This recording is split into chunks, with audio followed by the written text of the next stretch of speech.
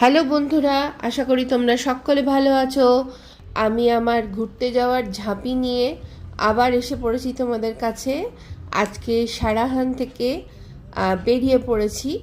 দেখিয়েছি যে সকালে সারাহান থেকে কোথায় কোথায় গেলাম, ভীমাকালী দর্শন করলাম, করে একটু ঘুরে টুরে তারপরে এখন আমরা বেরিয়ে পড়েছি ব্রেকফাস্ট করে। তো আমাদের আজকের গন্তব্য হলো সাংলা ভ্যালি আর চিৎকুল। তো আজকের আমাদের জার্নিটা অনেকটা বেশি কিলোমিটার আর কি। তো সেই জন্য হয়তো দুটো ধাপে আজকের এপিসোডটাও আমি নিয়ে আসবো, কারণ একটাতে করলে অনেক বড় হয়ে যাবে। আর এই যে রাস্তা দিয়ে যাচ্ছি আর তোমাদের সাথে বকবক করছি, এর যে অসাধারণ যে সৌন্দর্য, সেটা আশা করি তোমরা সকলে বুঝতে পারছো। আর আমার এখন ভীষণ আনন্দ হচ্ছে, কেন জানো? আমি আজকে আমাদের সেই বিশেষত আমার সেই স্বপ্নের জায়গাটা দিয়ে ক্রস করব, গেটওয়ে অফ কিন্নর। অনেকেই হয়তো তোমরা নাম শুনে থাকবে বা ছবি থেকে থাকবে, কিন্তু এই গেটওয়ে অফ কিন্নরের দিয়ে পাস করা, সেটা আমার কাছে একটা দারুণ একটা ড্রিম।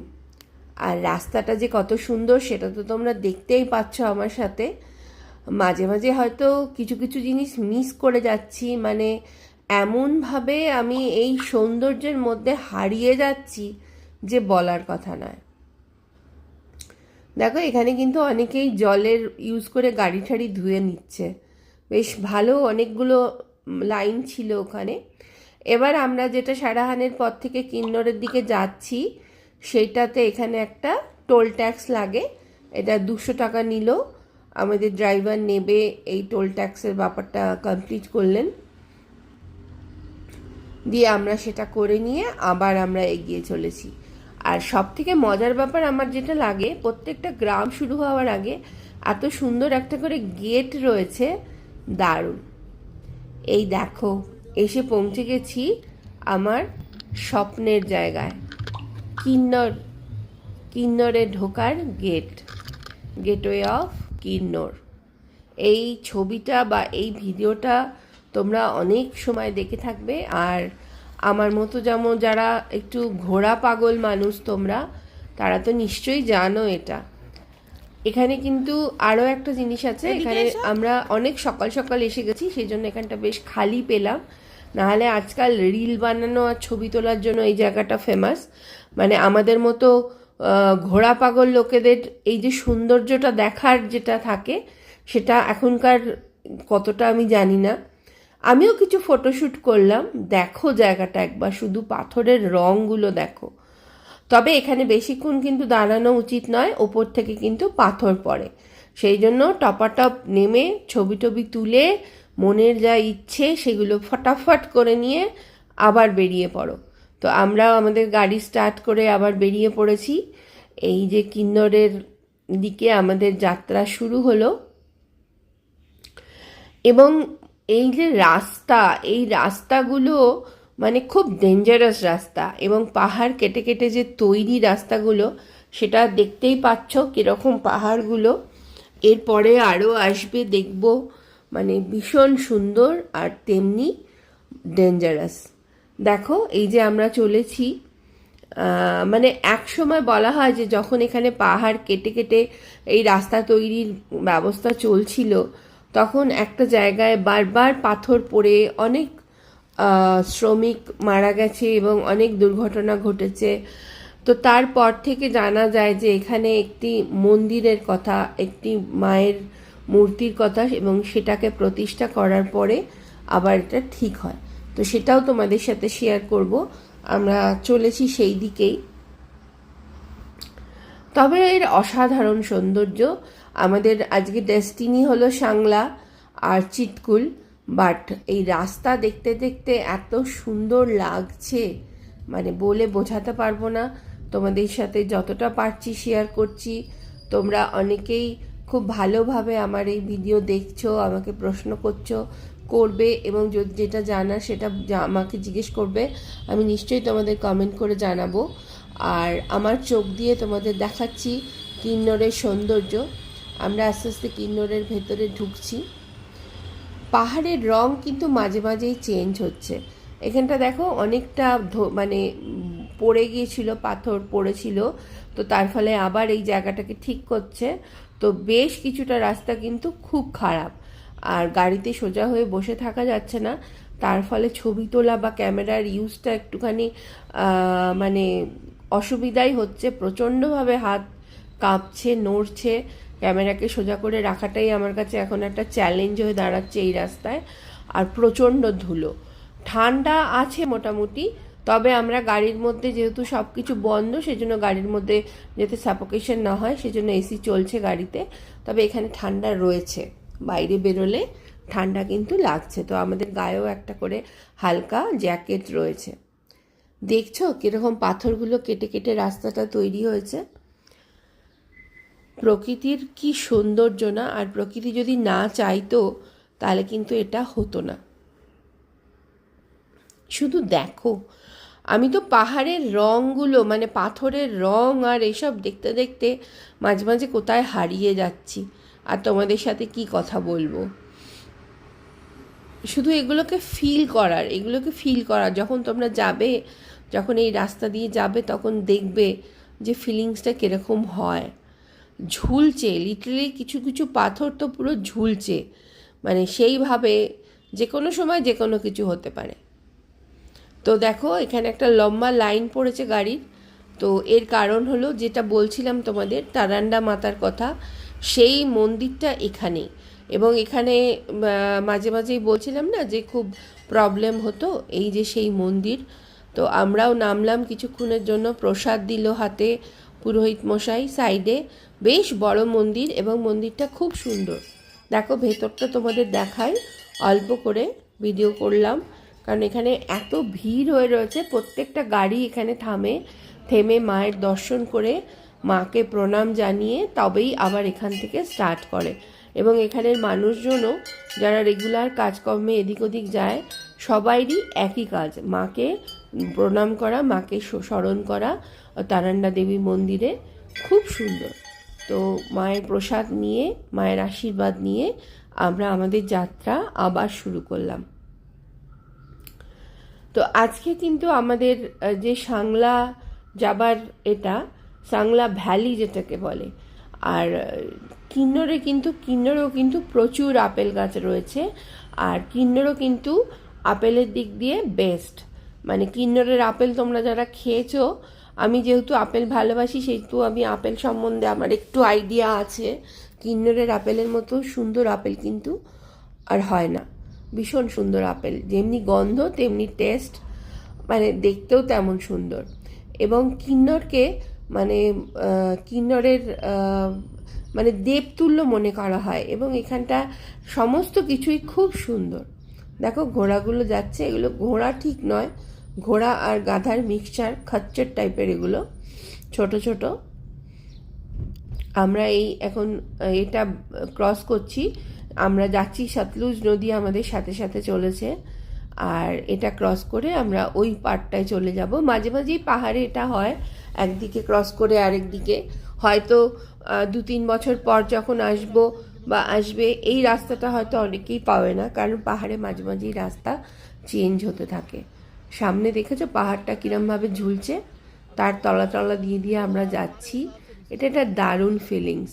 আর এই কিন্নরে অনেক কিছু দেখার আছে, যেমন সাংলাতেও দেখার আছে। চিতকুল তো যাচ্ছে, যেটা আমাদের ভারতবর্ষের সবথেকে শেষ গ্রাম তিব্বতের দিকে।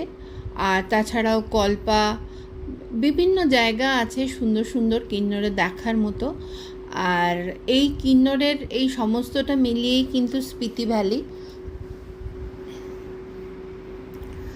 এখানে কিন্তু এই স্পিতি ভ্যালি আসার কিন্তু বেস্ট সময় সেটা হলো এই জুন মাস থেকে সেপ্টেম্বর অবধি। আর সেপ্টেম্বরে মাঝখানে, মানে জুন থেকে জুলাইয়ের ফার্স্ট উইক বলবো, কারণ তারপরে কিন্তু এখানে বৃষ্টি নামে। আর ড্রাইভারের সাথে কথা বলে যা বুঝলাম, আগে সেরমভাবে বৃষ্টির এফেক্ট এখানে হতো না, কিন্তু এখন কিন্তু বৃষ্টির এফেক্ট প্রচণ্ড পরিমাণে হয়। গত বছর আমাদের যিনি ড্রাইভ করছেন গাড়ি, উনি বললেন যে গত বছর কিন্তু পুরো 1 মাস 15 দিন মতো ওরা এই রাস্তায় আসতে পারেনি, এত বৃষ্টির জন্য ক্ষয়ক্ষতি হয়েছে। তো সেই জন্য তোমরা যারা এই প্ল্যান করছো স্পিতি ভ্যালি আসার জন্য, তো তারা জুন মাস থেকে জুলাইয়ের ফার্স্ট উইক অবধি নিতে পারো, আর না হলে তারপরে সেপ্টেম্বর মাসে আবার এদিকে আসার প্ল্যান করতে পারো। কারণ অক্টোবর থেকে এখানে কিন্তু প্রচুর জায়গায় বরফ পড়তে শুরু করে দেয় এবং সেখানে যাওয়া পুরোপুরি বন্ধ হয়ে যায়, কিছু কিছু রাস্তা পুরোপুরি বন্ধ হয়ে যায় অক্টোবর থেকে, সেখানে যাওয়া যায় না। সেই জন্য বেস্ট টাইম হলো জুন মাসটা। এখানে ওয়েদারটাও খুব ভালো থাকে, আর সমস্ত কিছু আস্তে আস্তে ওপেন হয়ে যায়, জুন মাসে বরফ গলে যায়। আর তো সেই জন্য এই জুন মাসটা যদি নাও তোমরা, সেটা খুব ভালো হবে। আর বাই চান্স যদি মনে করো যে সেপ্টেম্বরে আসবে, তাহলে তো প্রচুর আপেল খেতে পারবে। আমি আপেল দেখে যাচ্ছি, আর তোমরা যখন যদি সেপ্টেম্বরে যারা আসবে তারা আপেল খেতে পারবে। তো এই রকমভাবেই প্ল্যানটা এখানে করা দরকার। দেখো আমরা কিন্তু এগিয়ে চলেছি সাংলার দিকে। সাংলা থেকে আমরা যাব চিৎকুল। তো আমাদের আজকে জার্নিটা অনেক বড়, আর প্রথমে সাংলার ভেতর থেকেই আমরা বেরিয়ে যাব চিৎকুলে, তারপর চিৎকুল থেকে ফিরে এসে আমরা সাংলাতে স্টে করব। কারণ চিৎকুলে আমরা স্টে করব ভেবেছিলাম, কিন্তু তারপরে আমরা আমাদের ডিসিশনটা চেঞ্জ করি, দিয়ে আমরা সাংলাতেই আজকে রাত্রিবেলা থাকবো। আমরা যে ড্যামটা দেখলাম আসার সময়, ওটা হলো কারচাম ড্যাম। এবার আমরা এতক্ষণ আমাদের সাথে সতলুজ যাচ্ছিল পাশে, এখন আসছে বাসপা নদী আসছে চিৎকুল থেকেই এটা, এবং এটা আমাদের সাথে এখন এই বাসপা নদী যাবে। এটাও কিন্তু একটা বাসপা নদীর উপরে একটা ড্যাম, যেটা কারচাম ড্যাম বলে সেটাকে। তো আমরা এগিয়ে চলেছি সাংলার দিকে। তো কারচাম ক্রস করার কিছু দূর পরেই সাংলা। তো যেটা বলছিলাম, তোমরা তোমাদের আসার টাইমটা একটু দেখে নিও, ঠিকঠাক মতো করো। আর বেশি অক্টোবরের দিকে এলে, ওটাই বললাম, যেটা অনেক জায়গায় স্নোফল শুরু হয়ে যায়, তার ফলে অনেকটা রাস্তাই আলাদা হয়ে যায়। কারণ এই স্পিতি ভ্যালির বেশ খানিকটা জায়গা, মানে কাজা থেকে ওদিকে চন্দ্রতাল অবধি পুরো ওই রাস্তাটা বন্ধ হয়ে যায়, এবং ওই রুটটা পুরো বন্ধ হয়ে যায়। এত স্নোফল হয়, মানে প্রায় 7-8 ফুট উঁচু বরফের স্তূপ তৈরি হয়ে যায়। তো সেই জন্য এই জুন মাস থেকে জুলাইয়ের ফার্স্ট উইক অবধি এটা সময়টা খুব ভালো। আর সেপ্টেম্বরটাও তোমরা আসতে পারো, সেপ্টেম্বরটাও ভালো, বৃষ্টির পরে আকাশও ক্লিয়ার থাকে। আর তবে যদি খুব বেশি বৃষ্টি না হয় তাহলে, কারণ এখন এদিকে বৃষ্টিটা কিন্তু হচ্ছে। আগে বলতো স্পিতি ভ্যালিতে বৃষ্টি হয় না, কিন্তু এখন কিন্তু বৃষ্টি হয়। যা আমাদের ড্রাইভার বললো যে গত বছরও অনেক বৃষ্টিতে ওরা খুব অসুবিধার মধ্যে পড়েছে বিভিন্ন সময়। তো সেই জন্যই বললাম আর কি। তো তোমাদের আসার টাইমটা ঠিকঠাক রেখো। এবং সামনের রাস্তাটা দেখতে পাচ্ছ আমরা কীরকম রাস্তা দিয়ে যাচ্ছি। আমি বিভিন্ন জিনিস তোমাদের সাথে আলোচনা করছি, আর যাতে যদি কেউ নতুন এটা দেখো আমার, তাহলে তোমরাও বুঝতে পারবে যে কিভাবে কি আসলে, কখন আসলে ভালো হবে। আর আরও একটা জিনিস আছে, যখন এখানে আসবে নিজেদের কিন্তু হোমওয়ার্ক একটু করা দরকার, কিছু জিনিসপত্র সাথে রাখা দরকার, সেগুলো আমি বলে দেব সমস্ত কিছু। আর আমরা কিন্তু আস্তে আস্তে অনেক বেশি মানে হাইটে উঠছি, তো তার ফলে ধীরে ধীরে ওঠাই ভালো। আমরা এক লাপে মানে প্রথমেই কল্পা চলে গেলাম বা তারপর কাজা, এরমভাবে না যাওয়াই ভালো, ভেঙে ভেঙে যাওয়া এবং এক দিন স্টে করে অল্টিটিউডের সাথে আমাদের নিজেদের একটু মিশিয়ে নিয়ে আস্তে আস্তে করে এগোনো। শুধু সামনের রাস্তাগুলো দেখো, তাহলেই বুঝবে যে প্রকৃতি কী সুন্দর, কত সুন্দরভাবে নিজেকে সাজিয়ে রেখেছে। এবং আমাদের খুবই বলবো আমরা লাকি যে এরকম পাহাড়ের মধ্যে দিয়ে মানে যে কোনো কিছু হতে পারে, সেই সমস্ত চিন্তা করেও আমরা যে যাচ্ছি, আমরা খুবই লাকি যে প্রকৃতি আমাদের এই পাহাড়ের বুক চিরে যাওয়ার জায়গা করে দিয়েছে। ভীষণ সুন্দর, না এলে বুঝতে পারবে না। আমার ভিডিও দেখে হয়তো কিছুটা বুঝবে, আর এটা যদি টিভিতে দেখো বড় স্ক্রিনে, তাহলে আমি বলবো যে আরও ভালো বুঝতে পারবেন। কারণ আমি যেটা নিজের চাক্ষুষ দেখছি আর তোমাদের যেটা ক্যামেরায় দেখাচ্ছি, তার মধ্যে নিশ্চয়ই কিছুটা তো ফারাক থাকবেই, সেটা তোমরাও জানো। দেখো আমরা কীরকমভাবে রাস্তাগুলো তৈরি হয়েছে আর কীরমভাবে যাচ্ছি। এইখানে কিন্তু রাস্তা কিন্তু খুব ভালো, এবং আমাদের ড্রাইভারও খুব খুশি হচ্ছে রাস্তাটা দেখে, যে চিৎকুল অবধি বোধহয় এরকমই রাস্তা পাওয়া যাবে। দেখা যাক, সামনে যত যাব তত বুঝতে পারবো, কারণ গত বছর অবধিও এই রাস্তা নাকি আরও খারাপ ছিল। আর এখন রাস্তা করার মেন কারণ হলো, আগে স্পিতি ভ্যালি কিন্তু খুব কম লোকই আসতো, খুব কম লোক জানতো। এখন আমাদের ইউটিউব, ফেসবুক বা মিডিয়ার এতে আমরা এই সবের সাথে অনেক বেশিভাবে ওতপ্রোতভাবে জড়িয়ে পড়েছি, তার ফলে আমরা অনেকটা বুঝতে পারি বা জানি। সামনে শুধু দেখো ঝর্ণা একটা আছে, আমি চেষ্টা করছি দেখানোর, কতগুলো ফ্লো একসাথে নামছিল, সেটাই চেষ্টা করলাম তোমাদের একটু দেখানোর, কিন্তু খুব বেশি দেখাতে পারলাম না, কারণ ওখানে গাড়িটা বেশিক্ষণ দাঁড় করানো সম্ভব ছিল না, কারণ রাস্তাটা খুব ছোট। এ দেখো এখানেও একটু বুঝতে পারবে, এই যে জল নামছে যে। আমরা এসে পৌঁছে গেছি টুপকা ভ্যালিতে। এবার টুপকা ভ্যালির মধ্যে আমরা ঢুকে পড়েছি। এক একটা এক এক রকম নাম, এক একটা গ্রামের নাম এক এক রকম। তো এই যে দেখো আমরা ঢুকে পড়েছি, এবং আমরা সাংলার ভেতরেই ঢুকে পড়েছি। টুপকা ভ্যালি সাংলাকেই বলে, সাংলার বাজার এটা। আর সাংলা খুব কনজেস্টেড একটা জায়গা, আর এখানেও কিন্তু প্রচুর আপেল গাছ আছে। আর আমরা যেটা দেখলাম, সাংলাতে এখন এই সময় না খুব বিয়ে বাড়ি হচ্ছে, তো তার ফলে বিয়ে বাড়ির গাড়ির ক্রাউড এত বেশি যে অনেক জায়গায় আমাদের দাঁড়িয়ে দাঁড়িয়ে যেতে হচ্ছে। এবার আমরা সাংলা ছাড়িয়ে আমরা ধরে নিয়েছি চিৎকুলের রাস্তা। আমরা সাংলাতে এখন দাঁড়ালাম না, আমরা সাংলাতে চিৎকুল হয়ে সাংলা ফিরবো। তো দেখতে পাচ্ছ সামনের রাস্তা আস্তে আস্তে খারাপ হতে শুরু করেছে, এবং বেশ খারাপ রাস্তা।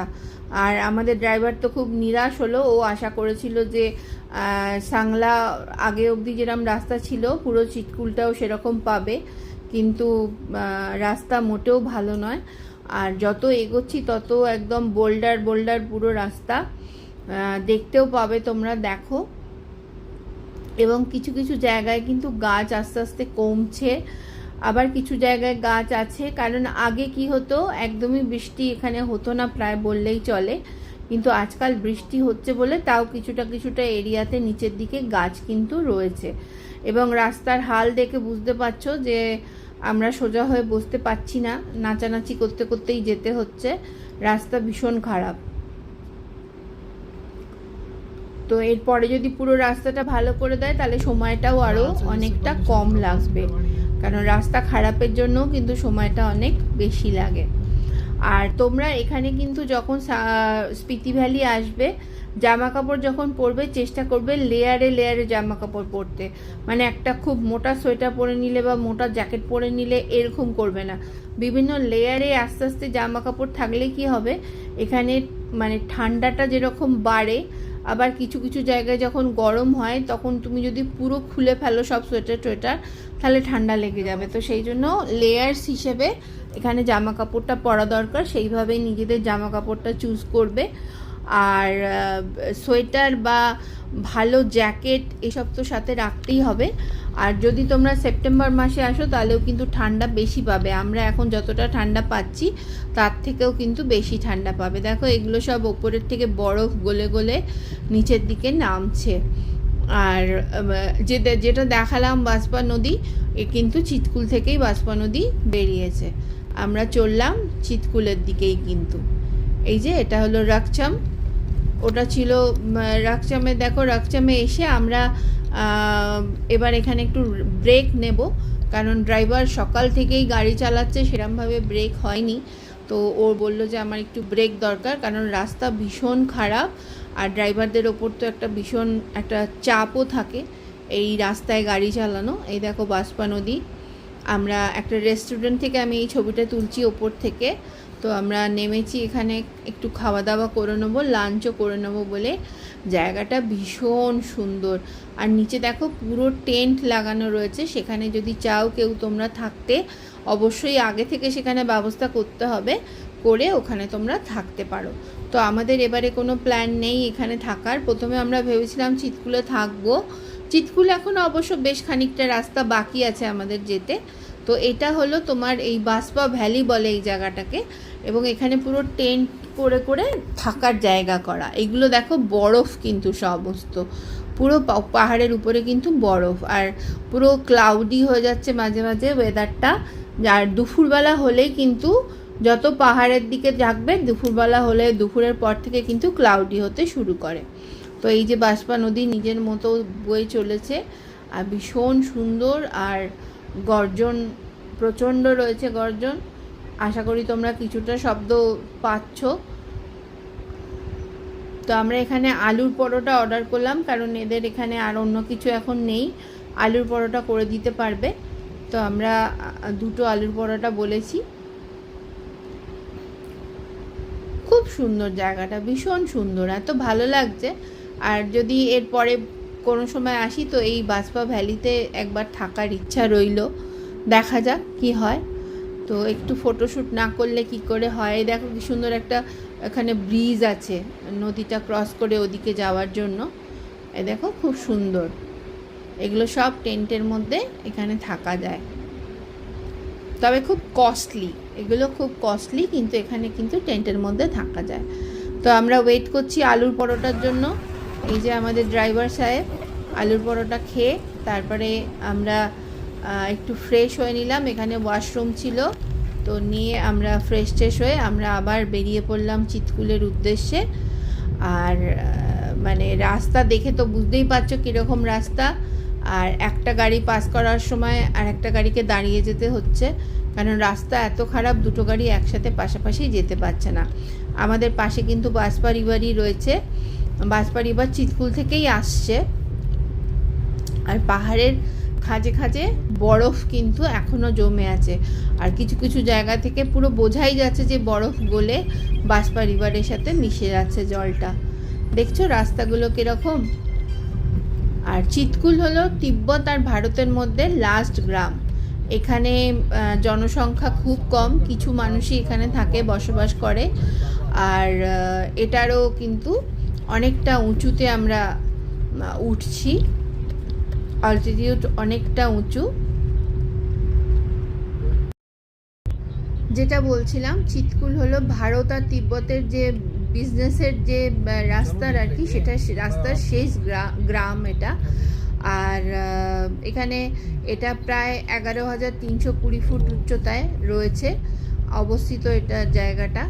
তো আমরা আস্তে আস্তে হাই অল্টিটিউডে উঠছি, এবং এখানেও কিন্তু ঠান্ডাটা প্রচণ্ড, এবং শীতের সময় পুরো বরফে ঢেকে যায়, এবং গ্রামের থেকে বেশিরভাগ লোকজনই কিন্তু নিচের দিকে নেমে যায়। এখানে মাথি মাতার মন্দির আছে চিৎকুলে। আর এই রাস্তাটা কিন্তু ভীষণ ভালো লাগছে রাস্তাটা, যদিও রাস্তাটা ভীষণ খারাপ, আর পুরো দুপাশে পাইনা রকের জঙ্গল পুরো। তো আমার খুব ইচ্ছা ছিল যে ওই পাইন গাছ থেকে ফল পেড়ে নেওয়ার হাত দিয়ে, তো সেটার কোনো স্কোপ আমি পাচ্ছি না। নিচে অনেক পড়ে রয়েছে, কিন্তু নিচে থেকে আমি কুড়িয়ে নিতে চাইছি না, কারণ এর আগে প্রচুর এরম কুড়িয়ে জড়ো করে বাড়ি নিয়ে গেছি ব্যাগ ভরে। কিন্তু এবারে আমার ইচ্ছা যে গাছ থেকে পারবো, দেখা যাক যদি আমার কপালে থাকে এবারে গাছ থেকে পারা, না হলে পরে। ড্রাইভার বলছে যে এখানে নিতে হবে না, মানালিতে গিয়ে নেবে। কিন্তু যাই হোক, আমার এগুলো খুব ভালো লাগছে দেখে। আর আমি যেহেতু একটু এইসব উল্টোপাল্টা জিনিস করতে ভালোবাসি, তো দেখেছো কীরকম আস্তে আস্তে আস্তে আস্তে গাছের সংখ্যা কিন্তু অনেক কমে যাচ্ছে। খুব সুন্দর, খুব সুন্দর, মানে এত সুন্দর। তোমরা যারা যাওনি তারা প্ল্যান করো এরপরে একবার গিয়ে ঘুরে আসার, খুব ভালো লাগবে। আর তবে ডিসেম্বর থেকে ফেব্রুয়ারি এখানে কিন্তু পুরোপুরি বরফে ঢাকা থাকে, এই জায়গাগুলো পুরো বরফে ঢেকে যায়। এবং এই রাস্তা খারাপ হওয়ার কারণও তাই, প্রত্যেক বছর রাস্তা ঠিক করলেও প্রত্যেক বছরই খারাপ হয়ে যাবে, কারণ এত বরফ এখানে পড়ে, তারপরে রাস্তা মানে আর ঠিক থাকে না, তারপরে খারাপ হয়ে যায়। তাও যেহেতু আর্মির গাড়ি ঠাড়ি যায়, সেহেতু কিছুটা তো রাস্তাগুলো তবে খুব একটা ভালো নয় রাস্তা। দেখো কি সুন্দর চারিদিকটা, ভীষণ সুন্দর, ভীষণ ভালো লাগছে। আর এই জার্নিটাও কিন্তু খুব ভালো লাগছে, বেশ ভয়ঙ্কর জার্নি। মাঝে মাঝেই এমন রাস্তা দিয়ে যাচ্ছি, আর ওপাশ থেকে যখন গাড়ি এসে যাচ্ছে তখন বুঝতেই পারছি যে কি রাস্তা, কোথা দিয়ে কে যাবে কে জানে। এই যে দেখো পুরো একদম খাড়াই, আস্তে আস্তে ওপর দিকে উঠছি, দেখে বুঝতে পারবে। এই যে দেখো আমরা এসে গেছি, এই 11,320 ফুট উচ্চতায় আমরা রয়েছি এখন। ভারতবর্ষ তিব্বতের দিকে শেষ গ্রাম ছিতকুল। আর এই সময় একটু একটু বৃষ্টিও পড়তে শুরু করেছে। আর যত দুপুর বেলা গোড়াতে থাকে তত কিন্তু এখানে বৃষ্টির আর মেঘলার প্রকোপ বেশি হয়। দেখেছো কিরকম একদম অন্ধকার করে আসছে।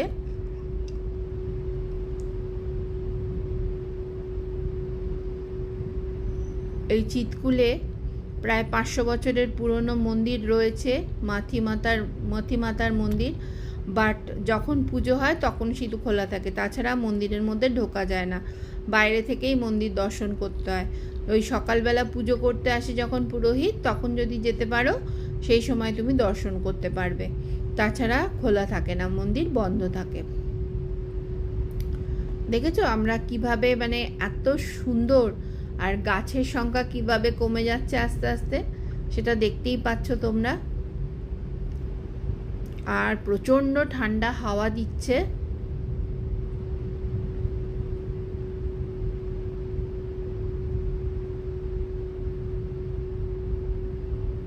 তবে ভীষণ সুন্দর লাগছে, পুরো একদম চারিদিকে পাহাড়ে ঘেরা একটা ভ্যালি। আর ছাতা বা রেইনকোট সঙ্গে রাখবে, কারণ মাঝে মধ্যেই বৃষ্টি পড়তে শুরু করে, হঠাৎ মেঘ এসে গেল, বৃষ্টি পড়তে শুরু করে দিল। এই দেখো আমরা ঢুকে পড়লাম চিতকুল গ্রামের ভেতরে।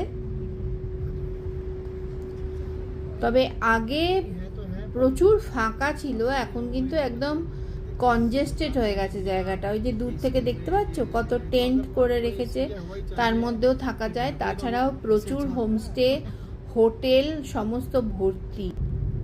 নাহলে আমরা প্রথমে ভেবেছিলাম চিতকুলেই থাকবো একটা রাত্রি, কিন্তু তারপরে আমরা চেঞ্জ করলাম যে না, চিতকুলে থাকবো না, আমরা সাংলাকেই স্টে করব। বুঝতেই পারছো মাঝে মাঝে এই মেঘ ঢেকে যাচ্ছে। এই যে বাঁশপা রিভার, তোমাদের নিয়ে যাব বাঁশপা রিভারের সাইডে, একদম রিভার সাইডে ইচ্ছা আছে যাওয়ার। এবার এইখানটা শুধু দেখো, নদীর পাশে, এটা বাঁশপা রিভারের পাশে কত রকমের কালার, কত রকমের পাথর। আমি তো অনেক রকমের পাথর, অনেক কালারের পাথর জড়ো করলাম পকেটে। আর মাঝে মাঝে দেখছো এগুলো ফুল হয়ে রয়েছে, এগুলো সব জংলি ফুল, কেউ সুন্দর পিঙ্ক, কেউ ভায়োলেট, কেউ ইয়েলো, মানে অসাধারণ জায়গাটা। এই যে বাঁশপা রিভার, বৃষ্টি পড়ে চলেছে গুড়ি গুড়ি গুড়ি গুড়ি করে, এই যে দেখতে পাচ্ছ। এটা কিন্তু বরফ না, এটা বৃষ্টি পড়ছে।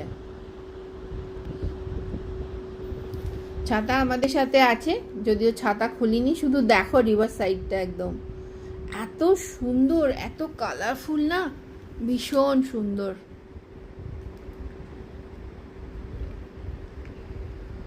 ভীষণ ভালো লাগছে, মনে হচ্ছে এখানে একটা টেন্ট করে থেকে যাই এই জায়গাতেই।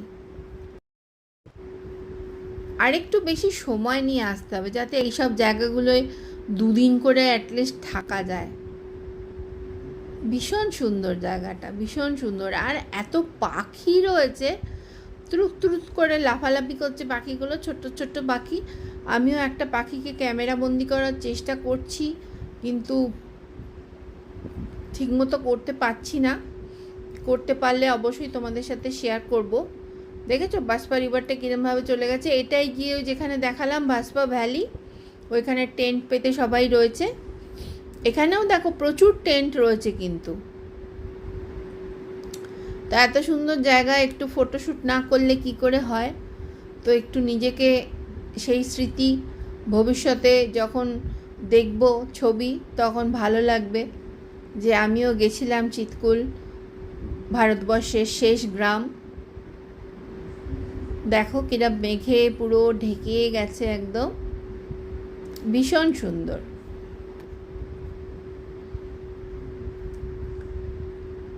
দেখেছো পুরো চারপাশটা তোমাদের সাথে শেয়ার করছি। আর আরেকটা জিনিস আছে, চিৎকুলে আমরা শেষ অবধি গেছিলাম।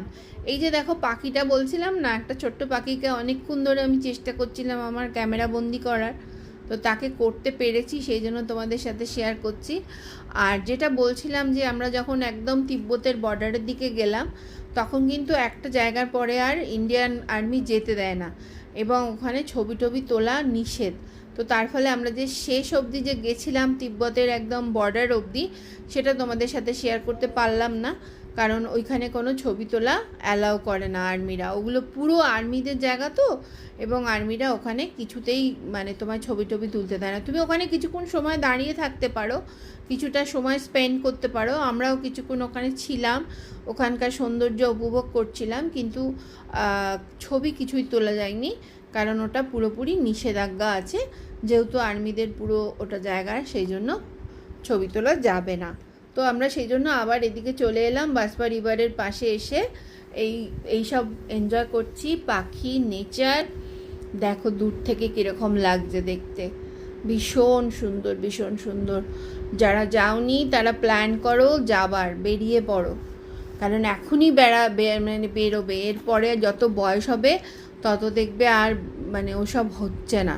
এই যে দেখেছো এগুলো কিন্তু সমস্ত গ্লেসিয়ার, পুরো একদম বরফের ওপর নোংরা পড়ে ওইরকম হয়ে রয়েছে। এগুলো দেখেছো বরফ, পুরো খাঁজে খাঁজে, পাহাড়ের খাঁজে খাঁজে বরফ জমা হয়ে রয়েছে, ভীষণ সুন্দর। আমি তোমাদের ছবি দেখিয়ে নিশ্চয়ই কিছুটা বোঝাতে পারছি যে কতটা সুন্দর।